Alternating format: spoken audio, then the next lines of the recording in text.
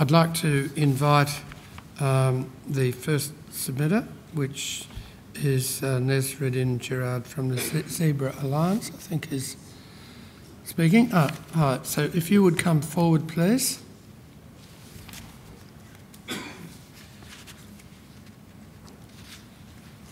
Good.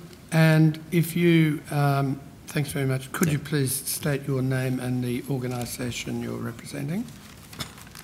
My name is Mohammed. I'm a spokesperson for Zebra Alliance. Thank you. And we have your submission, and we've had various submissions from you along the way and so on. But could you maybe outline in a few short minutes your main points, please?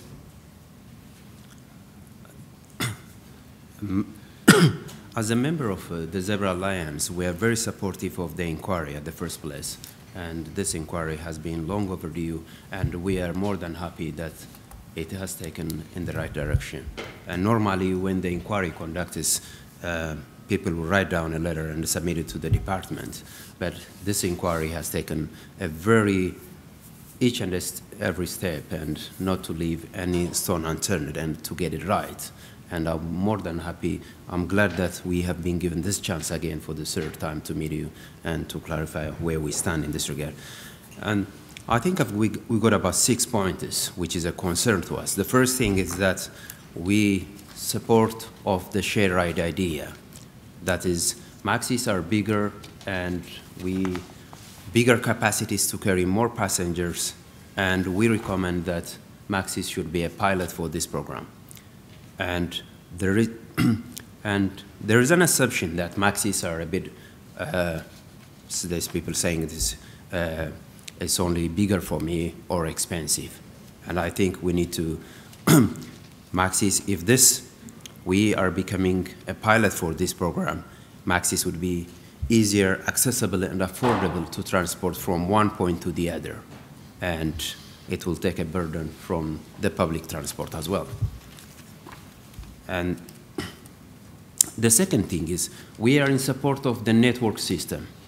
And the current network system, they are charging a lot of money for too little jobs. We are not getting what we supposed to get.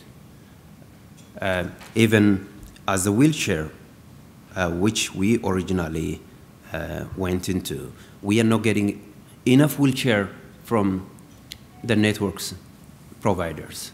Some people, they will book in advance, but they will give us at the last minute when that person is supposed to be having for very important medical appointments or running late, or they might not be giving us at all.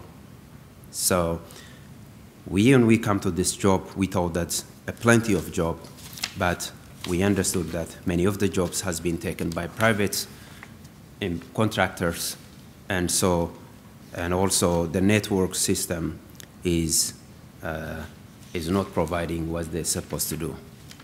And if this network system changes, we understand that the wait is going to be very shorter, and if we are be able to provide faster services, and we pick them people deliver on time.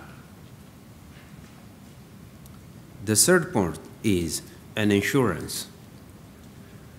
I think in terms of insurance, most as a taxi drivers, we don't know what we are insured for. There is no certainty into the industry.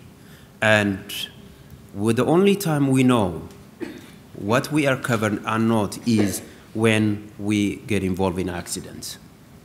So at this stage, and if we get rid of the dodgy insurances and be replaced with the nicer ones, maybe if the government is going to take part in this industry, this might think that will think a better thing. The fourth one is a subsidy. We'd like to be treated equally like any Dandenong taxis or suburbans who were given a subsidy. This would help us to start our business in a very strong foundation. Many of our members are heavily indebted and currently struggling. And by getting this subsidy would help us at least to move forward and make this business a livable business so that we could be able to support ourselves and members of our families and also others. The other is a lifting fee. A lifting fee constitutes a very large amount in this regard. And many of our clients, they don't have, many of the disabled or diverse communities, we pick them up, they don't have a lifting card or a wheelchair accessible cards. So to pick up a passenger from one point, it will take us about 30 to 45 minutes. But the income we are getting is far too less. And therefore, we suggest or recommend that if became compulsory for the people or to should people would be applied to get one, and that would make it financially in a better position for us. The other issue is the sticking point is a license fee. $27,835 is extremely high. And the inquiry has taken a different approach. And I don't know what you guys have based on that assessment, how you came to that 16,400, but still it seems to us that is also high.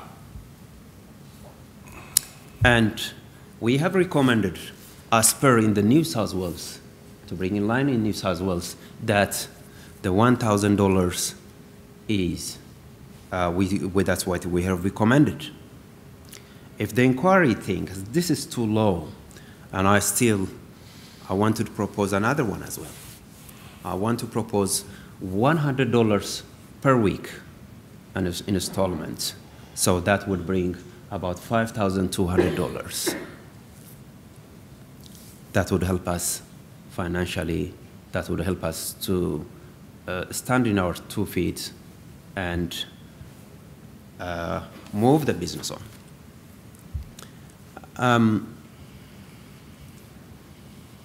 I think, finally, it is this final recommendation that would decide whether as a wheelchair service provider, whether we could live in this business or this business is viable or we'll be able to continue the way it is. And I think this is a very sticking point.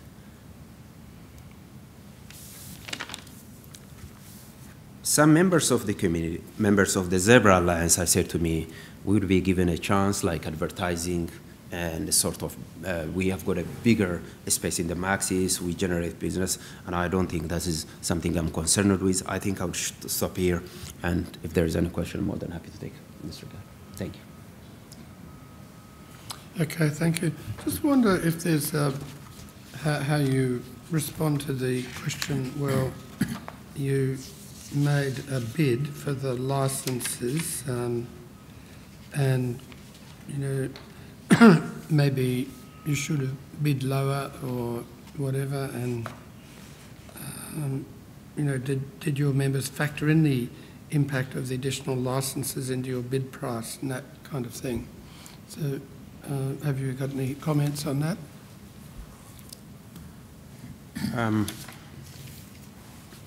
I think in terms, I think when as a maxi drivers, when we get into the first place, the information we provided with the VTD or Victorian Taxi Directorate was based on the PricewaterhouseCoopers house that would be able to generate that $172,000, and that was misleading and deceptive. And many of our members are getting to that business in the assumption that we would be able to generate this X amount of money and we make this able to make a livable business. And the other question was, sir? I'm sorry. Well, that was, I was expecting that answer, but I just wanted... And that was, and in terms of that, we have consulted with the lawyers, and we have been advised, we have a legal basis to take to the government to the courts. And as individuals, when we felt our voices heard, and that's why all people from the refugee background or migrants who were mainly serving these communities decided to come together and put a little bit money as much we could afford.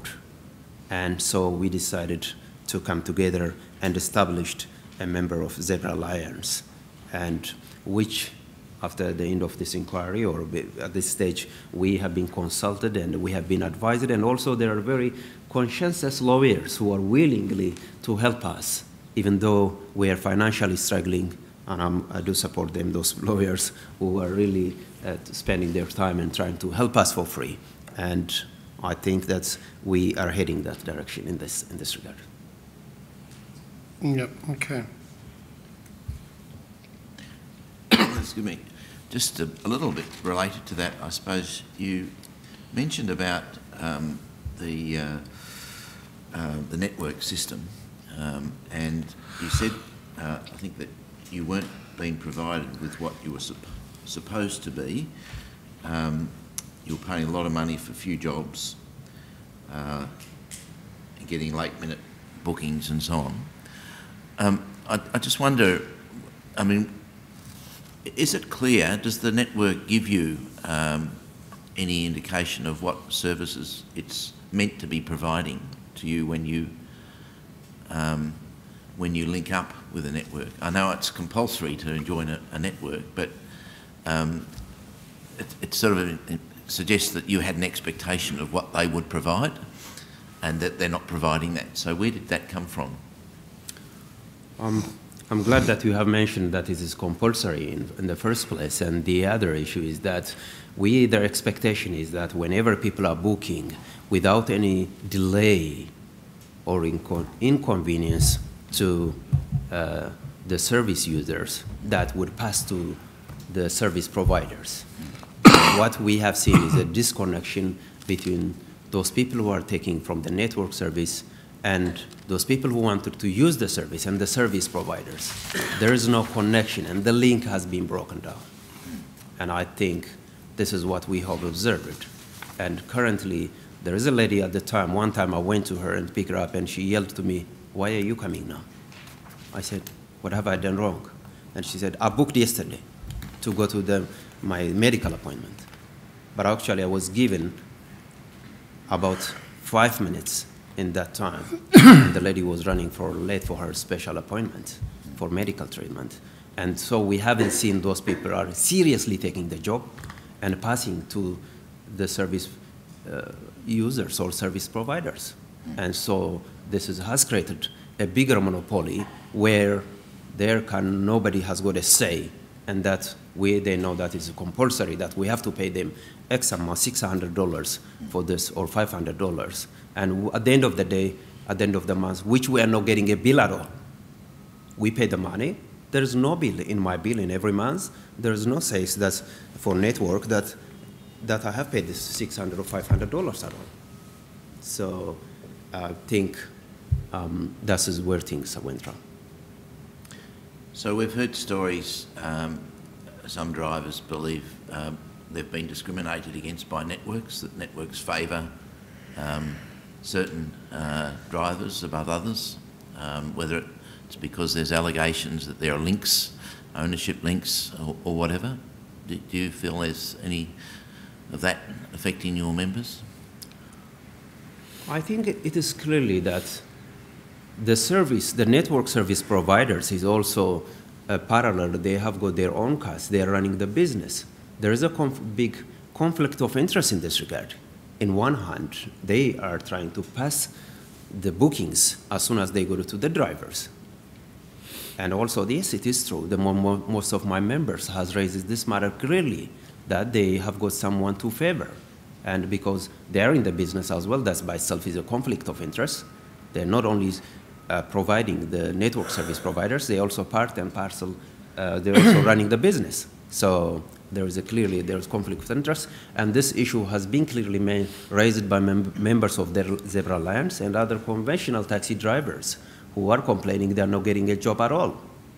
And so, which is true, and I think there's no doubt that it was going on for quite some time, and our members are right on that regard. And what's been the response of the networks to those claims?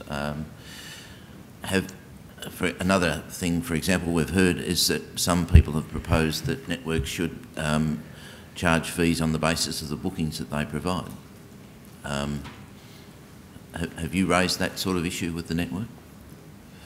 My car was off the road in the month of May for nearly 3 weeks, and I was asked, because by the time I went back it's already 1 month, and I haven't used services for 1 month, and I wrote to them a letter saying that, could you please allow me some time till, I clearly asked them to take me off the network service for 3 months, because I wouldn't be able to pay the money if once I paid for this month, and again the other month is gonna come again. So, and I told them, can you give me some breathing space for at least 3 months, take me off the network service provider, and then they said no. And I think we have raised this matter as per calls we are receiving. If we pay them, we will not be able to pay $600 or $500. We might be paying them $40 or $30 for the equivalent to the service we have provided. But now, what we are paying them is maybe 400% than they're supposed to be getting from us. And there is no regulations in the industry or in this regard, and that's why we haven't got anywhere to turn to except making a phone call and yelling to them, and the answer is there is no written correspondence. Even if we write a letter to them, they will never write to us. And they prefer to pick up a phone call and say, this is what it is. Because as much as they do, they don't want to give us an evidence that we could take them to the court or further investigate to claim about it. So that's what they do all the time.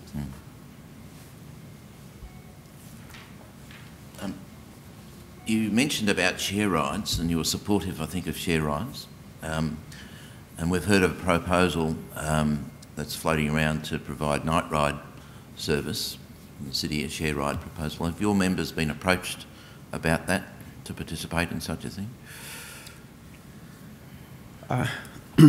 I think I heard some from our members that is a good idea from the center of the city to all direction where service might be needed, that we're able to provide any kind of services that we'd be able to provide.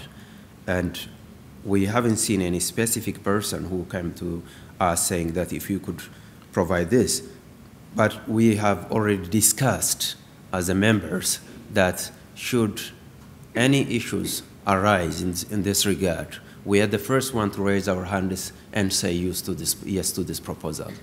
And because currently we are struggling in terms of financial situations because of the higher price tag which is attached to this Maxis.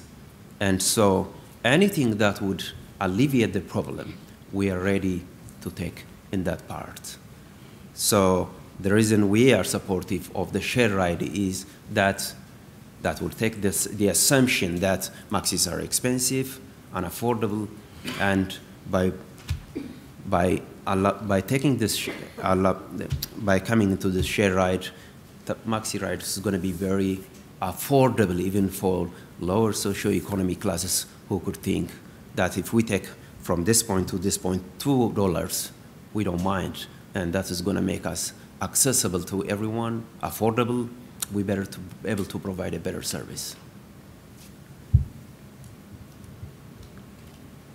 All right. Yes, sure. So we've heard also quite a lot about concerns about reducing the price of licences. And this will lead to an increase in the number of licences in the market and will be adversely affecting drivers, it's been said. You seem to favour, though, significant reduction in licence prices. How do you see that issue? To me, this is a catch-22 situation. In one hand, where people are trying to make a livable, they would be able to live with this business. On the other hand, that also they have to provide the service. And I think if there's no higher price attached to it, and people, if our main concern is the safety and providing services, and that is not a concern to the member of the Zebra Alliance, and that people would be able to catch maxis or conventional taxis anytime they wanted to, the service is going to be abundant and available, everybody will be able to live from it. And I don't think that is a problem. And I think those people, maybe for people who are investing and they are not drivers, that might be affected. And I think as a driver, that has nothing to do with me, and I think I'm welcome that's the situation. Thank you. Okay, well, thank you very much for your submission. Yep.